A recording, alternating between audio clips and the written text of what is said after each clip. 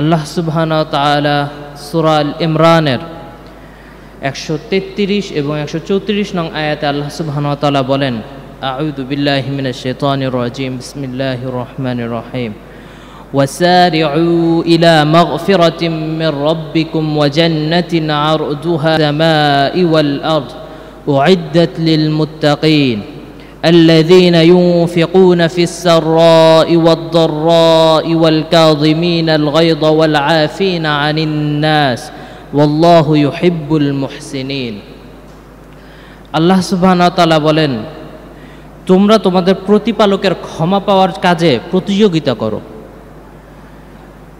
আর সেই জান্নাতের জন্য প্রতিযোগিতা করো যার প্রশস্ততা আকাশসমূহ এবং পৃথিবীর সমান।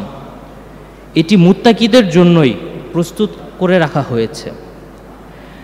যারা সচ্ছল হোক কিংবা অসচ্ছল সর্বাবস্থায় নিজেদের ধন সম্পদ ব্যয় করে, যারা নিজেদের ক্রোধ সংবরণ করে এবং যারা মানুষের ক্ষমা করে দেয়, আল্লাহ তাআলা উত্তম মানুষদের ভালোবাসে। আমরা প্রত্যেকেই জানি ক্ষমা করার যে গুণটা সেটা একটি অনেক বড় গুণ। ক্ষমাশীল মানুষ সর্বাবস্থায় সর্বোত্তম আচরণ এবং সর্বাবস্থায় ধৈর্যশীল হয় ক্ষমাশীলকারী। যিনি উদার প্রকৃতির হন তিনিই ক্ষমাশীল।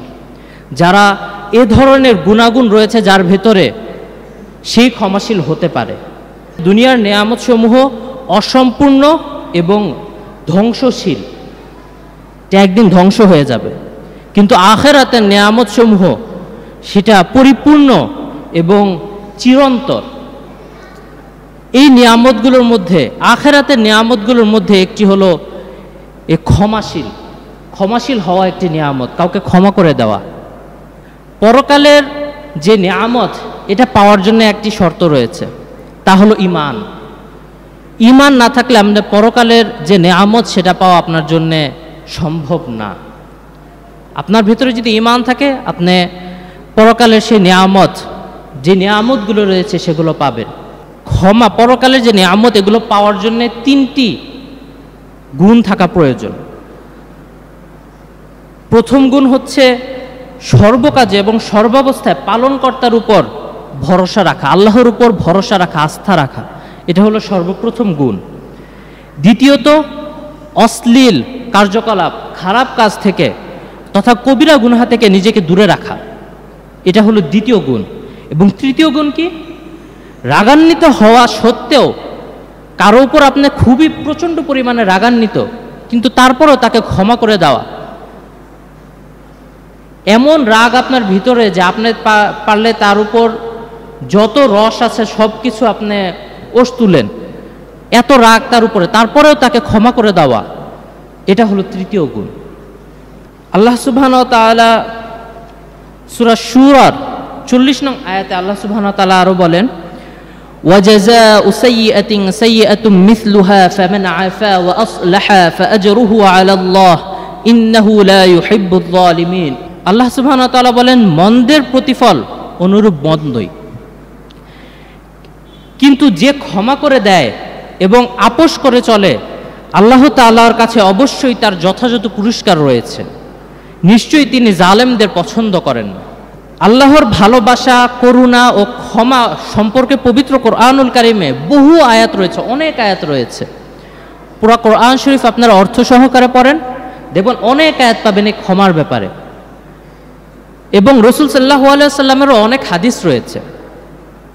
হযরত আবু হুরায়রা রাদিয়াল্লাহু তাআলা হতে বর্ণিত, রাসূল সাল্লাল্লাহু আলাইহি ওয়াসাল্লাম বলেন, সদকা করলে সম্পদের ঘাটতি হয় না। যে ব্যক্তি ক্ষমা করে আল্লাহ তাআলা তার মর্যাদা বৃদ্ধি করে দেয়। আর কেউ আল্লাহর সন্তুষ্টির জন্য বিনীত হলে তিনি তার সম্মান বাড়িয়ে দেন। উদার ও সহিষ্ণুতা মানুষের মুমিনের বৈশিষ্ট্য এবং কোমলতা মুমিনের বিশেষ ধরনের একটি বৈশিষ্ট্য। সুবহানাল্লাহ বললেন না? যখন কারো ব্যাপারে কোমল হবেন, কারোর সাথে কোমল আচরণ করবেন, সে শত্রু হোক, একটা মুহূর্তের জন্য তো বলবে যে না, মানুষটা তো ভালো, বলবে না? মনে যা বলুক, মুখে তো বলবে। মানুষের সাথে কোমল হওয়া আমাদের প্রয়োজন। কোমল আচরণ করা, ভালো আচরণ করা, এটা সদকা। যখন আপনি কারোর সাথে ভালো আচরণ করবেন সেটা একটি সদকা হিসেবে গণ্য হবে। ভুল করা মানব জাতির একটি সাধারণ একটি বৈশিষ্ট্য, যেটা মানুষ ভুল করেই থাকে, মানুষ মাত্রই ভুল আমরা সাধারণত বলে থাকি। কিন্তু ক্ষমা করা সেটা কিন্তু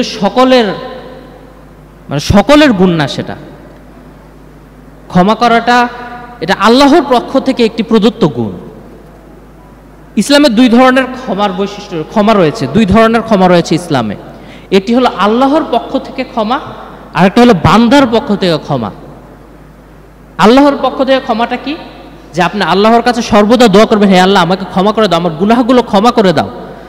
সেটা হলো আল্লাহর পক্ষ থেকে ক্ষমা। আল্লাহ যখন আপনাকে ক্ষমা করে দেয়, আল্লাহ ক্ষমা করতে ভালোবাসেন।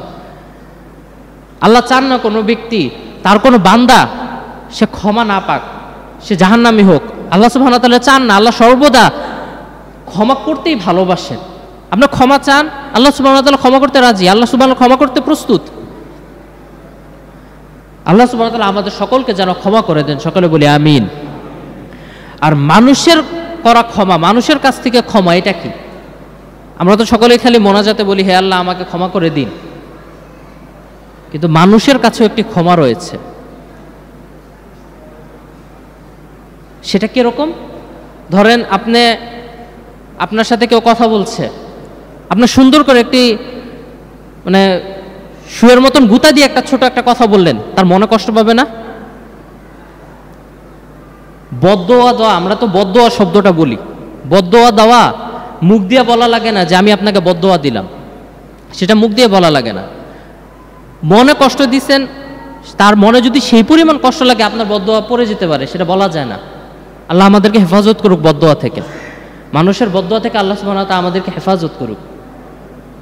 তার কাছে যখন আপনি ক্ষমা চাবেন যে ভাই আমি আপনাকে এরকম একটি কথা বলে ফেলেছি, আমাকে ক্ষমা করে দিন, আমি বেশি বড় কথা বলে ফেলেছি আপনাকে, সে যখন মনে বলবে যে না, সে তো আমার কাছে এসেছে অন্তত ক্ষমা চেতে, সে তো বলে ফেলেছে, ভুল করেছে, মানুষ মাত্রই ভুল, আমি তাকে ক্ষমা করে দিলাম, এটা হলো মানুষের পক্ষ থেকে ক্ষমা। কত কষ্ট দিয়ে কথা বলি, একবারও কি তার মনের কথাটা চিন্তা করেছেন যে তার মনের ভিতরে কি? হ্যাঁ ঠিক আছে যে আপনি সোজা ভাষায় কথা বলতে চান, কিরকম সোজা ভাষা? যে সে কোনো ভুল করেছে আপনি তাকে সরাসরি বলে দেন, কিন্তু তাতে সে মনে কষ্ট পাইছে, সেটা কোনো কিছু আসে যায় না, কারণ সে তার ভুলটা আপনি ধরিয়ে দিয়েছেন। তা আল্লাহ সুবহানাহু ওয়া তাআলা এরকম মানুষকে কষ্ট দেওয়া থেকে আমাদেরকে হেফাজত করুক, সকলে বলি আমিন। সকলের কাছে ক্ষমার ব্যাপারে আল্লাহ রাসূল সাল্লাল্লাহু আলাইহি ওয়াসাল্লামের একটি দোয়া রয়েছে, আমরা সকলে অনেকে জানি, আমরা সকলেই মোনাজাতের সময় দোয়া করি, এই দোয়াটা পড়ি। আবার অনেকেই আছি যে সর্বদা হাঁটা চলার মধ্যে এই দোয়াটা পড়ি, তারপরেও আমরা অনেকে জানি না কিন্তু দোয়াটা পড়তে থাকি। তারপরে আমি আপনাদেরকে এই দোয়াটা আবার শিখিয়ে দেওয়ার জন্য আমি আজকে বলি, দোয়াটা আপনারা চেষ্টা করবেন মুখস্থ করে নেওয়ার জন্য। রাসূল সাল্লাল্লাহু আলাইহি ওয়াসাল্লাম এই দোয়াটা সর্বদা পড়তেন, আল্লাহুম্মা ইন্নাকা আফুউন তুহিব্বুল আফওয়া ফাআফু আন্নী ইয়া গফুর ইয়া গফুর ইয়া গফুর। এর অর্থ কি? হে আল্লাহ, আপনি সবচেয়ে বেশি ক্ষমাশীল, আপনি ক্ষমা করতে ভালোবাসেন, তাই আমাকে ক্ষমা করে দিন। আল্লাহ সুবহানাহু ওয়া তাআলা আমাদেরকে এই ছোট দোয়াটা আমরা কিন্তু সর্বদাই পড়ি, কিন্তু অনেকেই আছে আমরা জানি না যে এই দোয়াটা আসলে কি, খালি পড়তেই থাকি। কিন্তু অর্থটা জেনে যখন আপনি এই দোয়াটা পড়বেন, নিজের মন থেকে যখন দোয়াটা পড়বেন, আল্লাহ সুবহানাহু ওয়া তাআলা তো কবুল করে নিতে পারেন না? আল্লাহ তো ক্ষমাশীল, আল্লাহ ক্ষমা করতে ভালোবাসেন, এখানেই তো আছে যে আল্লাহ আপনি ক্ষমা করতে ভালোবাসেন। আমরা বলতেছি আল্লাহ সুবহানাহু ওয়া তাআলার কাছে, কিন্তু আল্লাহ সুবহানাহু ওয়া তাআলা আমাদেরকে ক্ষমা করতে ভালোবাসেন, এটা আমরা সকলেই জানি। তো এই দোয়াটা ছোট দোয়া, আল্লাহ সুবহানাহু ওয়া তাআলা যেন আমাদেরকে এই ছোট আমলটা করার তৌফিক দান করে, সকলে বলি আমিন।